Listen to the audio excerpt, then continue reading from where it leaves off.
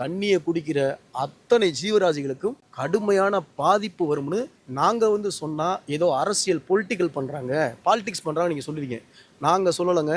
தமிழ்நாடு மாசு கட்டுப்பாட்டு வாரியமும் அதன் மூலம் இருக்கக்கூடிய சென்னை ஐஐடியில் இருக்கக்கூடிய ஒரு ரிசர்ச் அறிக்கையும் சப்மிட் பண்ணிருக்காங்க. இந்த பாதிப்புகளை அப்புறப்படுத்துவதற்கு தாவேக அரசு முயற்சி எடுக்க வேண்டும். இல்லை என்றால் நாம் தமிழர் கட்சி சுற்றுச்சூழல் பாசறை சார்பாகவும் வழக்கறிஞர் பாசறை சார்பாகவும் இந்திய உச்ச நீதிமன்ற கதவை சட்டப்பூர்வமாக லீகலாக தட்டுவோம்.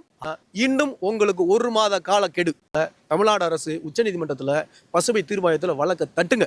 உண்மையிலே இந்த மக்கள் உங்களுக்கு கட்சிக்கு அப்பாற்பட்டு நாம் தமிழர் கட்சி உங்களை வாழ்த்துவோம். அப்படி இல்லை, நாங்க பகிரங்கமா நான் சொல்றேன், இங்க இருக்கக்கூடிய தண்ணிகள் எல்லாம் அள்ளி நீர்வளத்துறை அமைச்சராக இருக்கக்கூடிய புசி ஆனந்த் வீட்டில் வச்சிருவோம். அப்ப இந்த தண்ணியை குடிக்கிற நாங்க பாதிப்படையணும், நாங்க சாவணும் அப்படி நீ நினைக்கணும்னா, எங்களை காக்கிற இடத்துல, எங்களுக்கு நீர்வளத்துறை அமைச்சரா இருக்கிற இடத்துல இருக்கிற நீ இந்த தண்ணியை குடிவ நல்லாதான் இருக்குன்னு சொல்ற.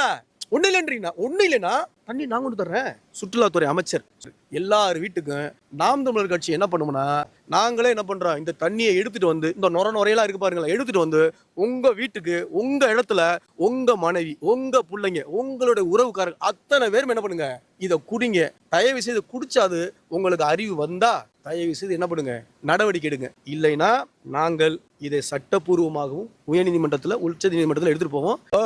2 மாநிலங்களுக்கு நடுவில் இருக்க சொல்லி தப்பிக்க பார்ப்போம். இந்திய அரசு வழக்கில் கொண்டு வரப்போறோம், கர்நாடக அரசு வழக்கில் கொண்டு போறோம், தமிழ்நாடு அரசின் வழக்கில் கொண்டு போறோம். அப்ப ரெஸ்பாண்டடா யாரையுமே இங்க விட போறது கிடையாது. சட்ட ரீதியா ரெஸ்பாண்டடா எவருமே இங்க விட போறது கிடையாது. மாபெரும் பேராசிரியர்கள் என்ன பண்றாங்க, தமிழ்நாட்டில் இருக்காங்க சரியா, அவங்க மேல ஆலோசனையை பெற்று உடனடியாக இதை சரி செய்யணும் தான் நம்ம சொல்றோம்.